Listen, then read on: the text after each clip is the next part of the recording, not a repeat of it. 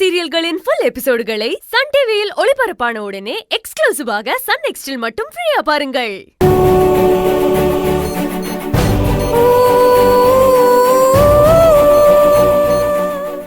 அண்ணி, டாக்டர் சொன்னது கேட்டீங்களா? எனக்கு பயமா இருக்கு அண்ணி. நான் என்ன பண்ணுவேன் சொல்லுங்க அண்ணி. எப்படியாவது அவரை காப்பாத்துங்க. என் தாலியை எப்படியாவது காப்பாத்தி கொடுங்க அண்ணி.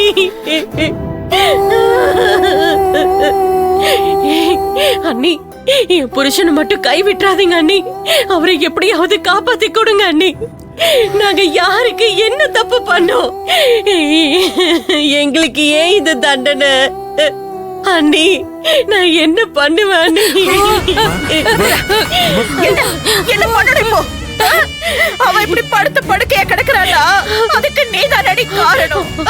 அவ தலையெழுத்த விதிய மாத்தி எழுதி வச்சதே நீதானடி. நான் என்னடி பண்ணுவேன்?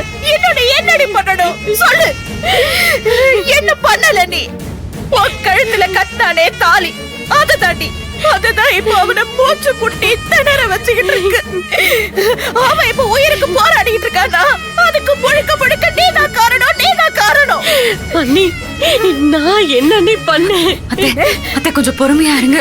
அத்தை ஈஸ்வரி, நான் ஏன் பொறுமையா இருக்கணும்? இது எல்லாத்துக்கும் இவ தானே காரணம். இவளை பார்த்து பொறுமையா இருக்க சொல்றியா?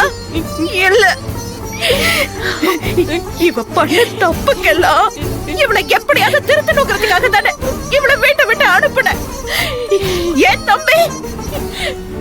தம்பியை சேர்த்து வீட்டை விட்டு அனுப்புன. எதுக்குமே பிரயோஜனம் இல்லாம போயிடுச்சுல. அதுக்கு பதில் அவன் உயிருக்கு போராடிக்கிட்டு இருக்கான். இது எல்லாமே இவளால தானே. இவ என்னதான் செய்யல?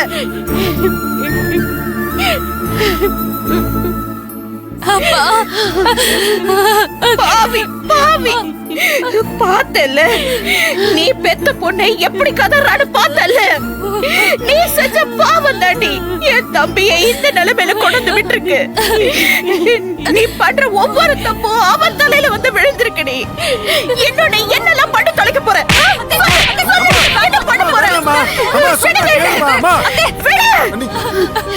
உனக்கு இவளை பத்தி தெரியாது?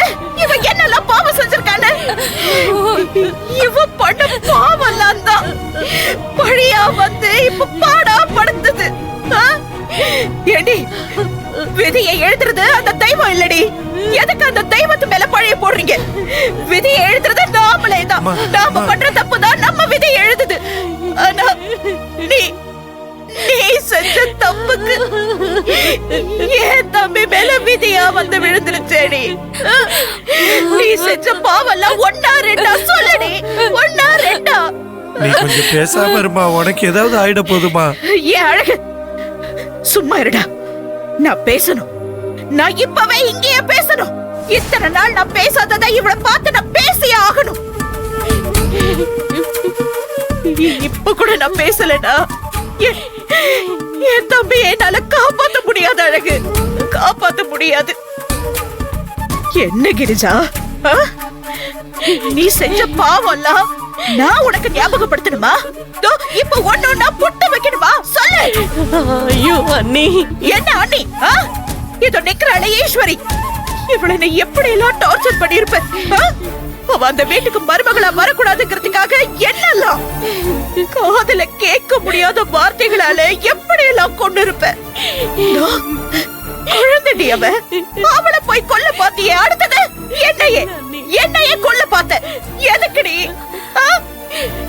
உன்னை இந்த வீட்டு மருமகளா ஏத்துக்க முடியாது, நீ வேலைக்காரின்னு இந்த கத்தியில சூடு வச்சு குத்துவாங்க தெரியுமா? அந்த மாதிரி குத்தி குத்தி ரணம் பண்ணியடி. என்னெல்லாம் வார்த்தடி. அவ இன்னும் என்ன பழியதான் சுமப்பா? திருடின்னு கேரக்டரை கேவலமா பேசல, துரோகின்னு இன்னும் வேற என்ன? இதெல்லாம் சரி.